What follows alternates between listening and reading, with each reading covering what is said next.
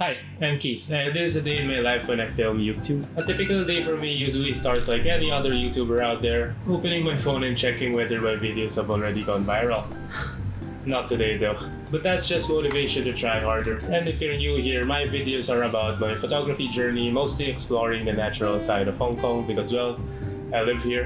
And today I'm taking you on a hike with me, so I'm just going to be packing my bag and make sure to bring what I need to justify the money that I spent on photography gears and treat it as my weight training. Because I'm gonna be out for most of the day, I need to eat my lunch, so usually I just buy a takeaway lunch set for convenience, and today I'll have a rice meal with some decent amount of protein and some iced coffee. And after that, I'm ready to head off. So because I work a 9 to 6, I mostly do my YouTube videos on a Saturday when I have more free time. Average time it takes me to film these maybe half a day or longer for more ambitious photography goals. And I do that almost every week. That's the most commitment I've had since my last girlfriend.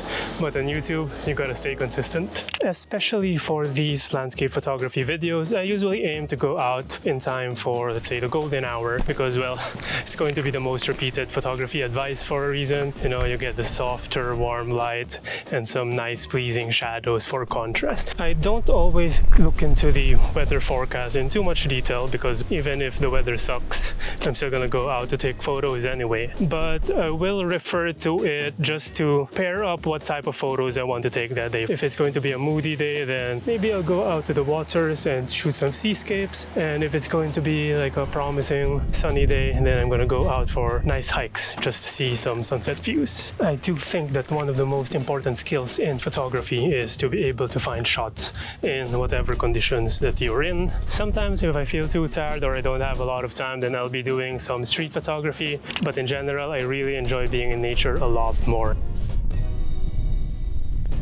Since I'm not like those social media personalities who can babble about anything under the sun and millions will still watch them, I'm not pretty enough and I'm still not very confident in talking to the camera. Then I need to make use of my phone's note app so that I can jot down bullet points and film in a coherent way, and otherwise I'm just going to forget about things, or I'm going to mess up the delivery, or I'm going to be messing up the delivery and have to repeat the same things over and over again, which makes filming and editing a nightmare. So about this hike that I'm doing right now, it's one of the better ones that I know of from this part of Hong Kong. It's very accessible to the city and you get some impressive views of the cityscape on that side, and on the opposite side you see surrounding landscapes and the Tai Tam Reservoir.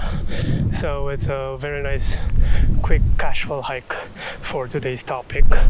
I don't really have a lot of photo goals for today. I just really want to be out in nature and take a few photos and share this with all of you. It does have quite a bunch of steps though, so you need a lot of cardio going here. I'm getting blown away by the window because this view is mind-blowing.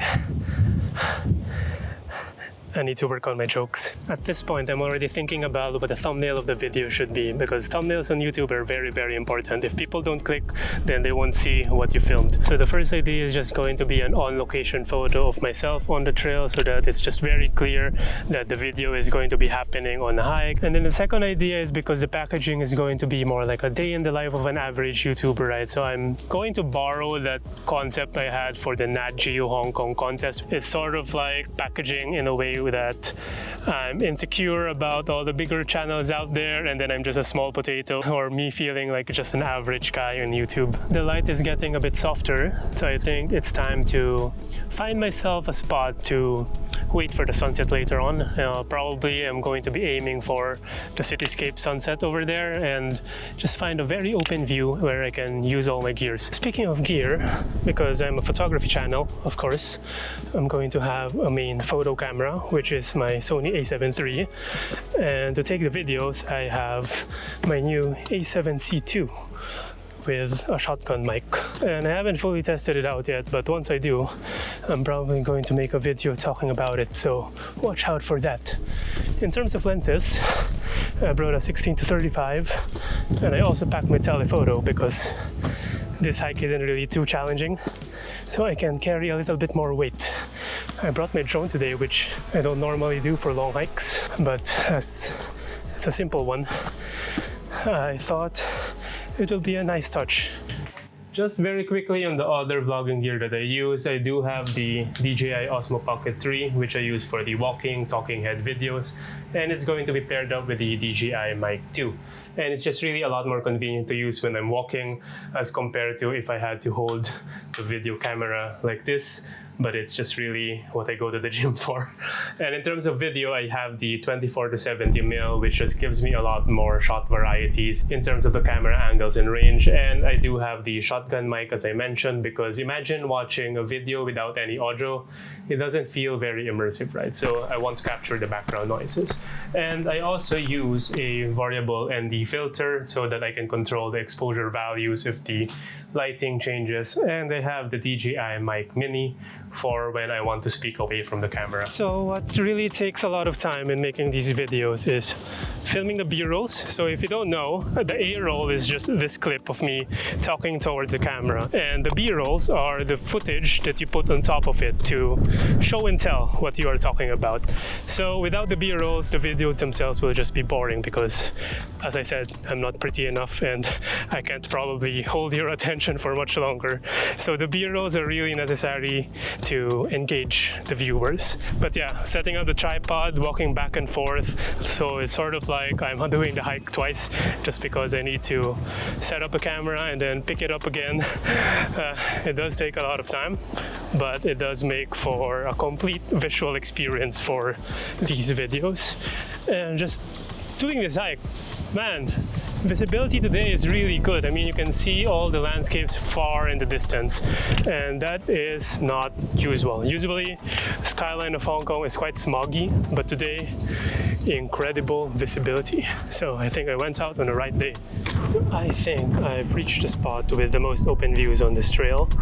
Although the sunset is on this side, which is blocked by a lot of trees, this part is just really open. And I think the sunset today is going to be very promising because the sky, there's going to be a lot of high fluffy clouds with some gaps. So I think those will be reflecting a lot of color from the sunset. So let's wait and see. Hopefully we take some good photos. I kind of screwed up my decisions. In the hopes of getting some open views, I continued onto the trail because I thought there's going to be some viewing spots left. But apparently it went all the way straight down, and now I'm just covered by all the mountains and trees and the light is gone. So quite embarrassing, to be honest, but at least I can have my dinner early. So I guess I'm cutting it short today, and hopefully you still enjoyed the walkthrough of my behind the scenes. And if you want to see a more polished landscape photography video, then why don't you check out this one? I'll see you there. Thanks for watching.